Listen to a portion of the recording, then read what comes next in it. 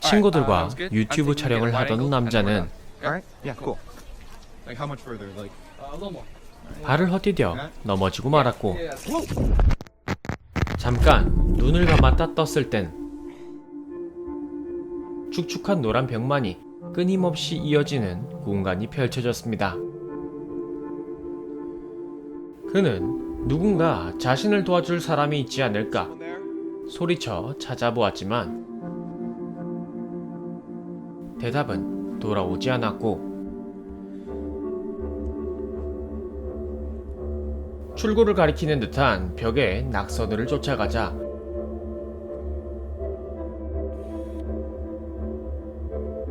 소름 끼치는 소리와 함께 알 수 없는 괴물이 남자를 쫓아오기 시작했죠.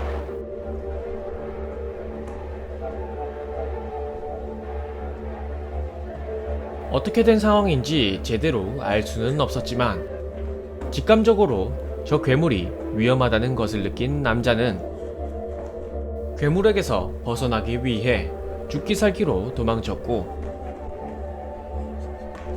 마침내 아래로 나있는 조그만 통로를 발견하고는 괴물을 떨쳐버리기 위해 한치의 고민도 없이 아래로 뛰어내렸습니다.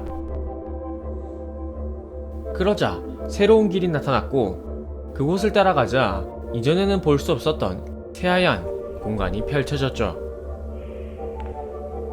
계속해서 안쪽으로 들어가자 왜 이곳에 있는지 알 수 없는 물건들과 끝이 보이지 않는 건물의 외벽을 본 남자는 이곳을 빠져나갈 수 없을 것이라는 절망감에 빠져들지만 이내 누가 봐도 출구를 나타내는 그림을 발견하자 희망이 생긴 그는 출구를 향해 앞으로 나아갔습니다.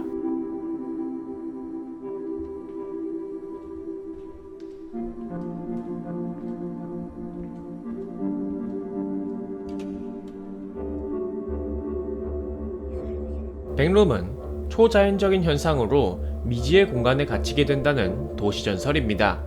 이와 비슷한 괴담으로는 일본의 키사라기역 괴담이 있는데, 신하마마치 방면으로 가는 열차에서 잠에 들거나 혹은 객차에 홀로 남겨진 채 내리게 되면 외부와의 연락은 물론 시간의 축마저 뒤틀린 장소에 진입하게 된다는 괴담이죠. 미지의 공간으로 이동되어 그곳에서 살아야 한다는 설정만 보면 꼭 무섭지만은 않을 것 같지만, 그 미지의 공간이 리미널 스페이스라는 점이 공포스러운 분위기를 조성하는데요. 과연 리미널 스페이스가 뭐길래 공포를 느끼게 되는 걸까요? 리미널 스페이스는 라틴어로 문턱을 뜻하는 리문에서 파생된 리미널리티와 공간을 뜻하는 스페이스가 합쳐져 만들어진 개념으로, 리미널리티는 통과 이래의 중간 단계에서 발생하는 모호성과 불확실성, 방향감각 상실의 성질입니다.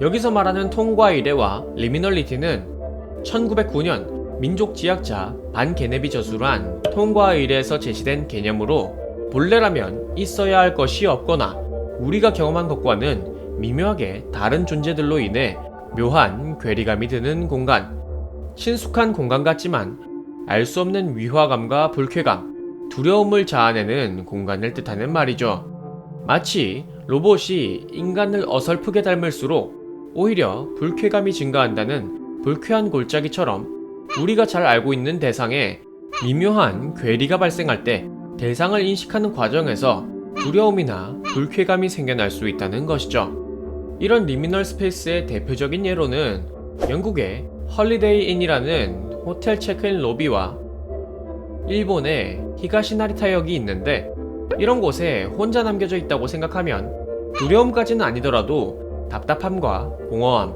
혹은 묘한 신비함이 느껴지긴 할 것 같네요. 이렇듯 공간이라는 특성 때문인지 리미널 스페이스는 불쾌한 골짜기와는 달리 단순한 불쾌감과 공포보다는 신비한 느낌과 호기심이 생겨나기도 하는데, 그래서인지 1960년대 이후부터 미술계에서는 예술과 삶을 잇는 것을 목표로 리미널 스페이스를 가상적인 차원에서가 아니라 실제적으로 활용한 작품들이 등장했고, 현대에 이르러서는 2003년 대한건축학회에서 리미널 스페이스의 특성과 건축적 응용 및 재현에 관한 연구라는 논문을 발표. 2018년 도쿄 건축사회 주택건축상 금상을 수상한 후지모토 소스케의 파이널 우든 하우스에서는 바닥, 벽, 천장의 구분이 없으며 바닥이라고 생각한 곳이 다른 위치에서 보면 의자나 천장, 벽으로 활용될 수 있게 사람의 위치에 따라 공간의 구성이 달라지기도 하는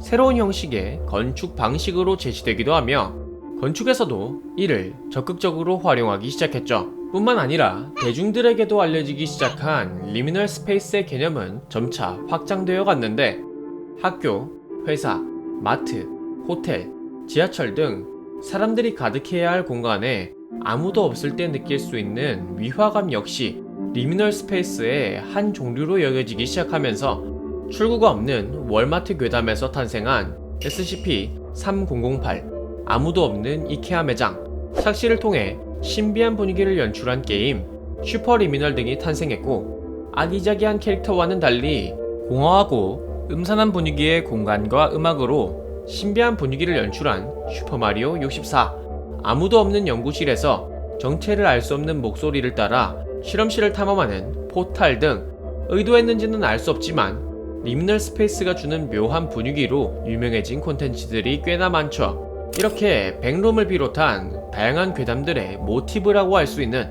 리미널 스페이스에 대해 알아봤는데요. 우리가 리미널 스페이스에서 불쾌감과 공포뿐만 아니라 묘한 매력을 느끼는 건 익숙하다고 생각했던 공간이 새로운 공간으로 느껴지며 신선하다고 느끼기 때문이 아닐까 싶기도 한데 어쩌면 반복되고 지루하다고 느낄 수 있는 일상도 약간의 변화를 주거나 다른 방식으로 생각해 본다면 하루하루가 즐거워지지 않을까 싶기도 하네요. 그럼 이번 영상은 여기까지고요. 지금까지 코기였습니다.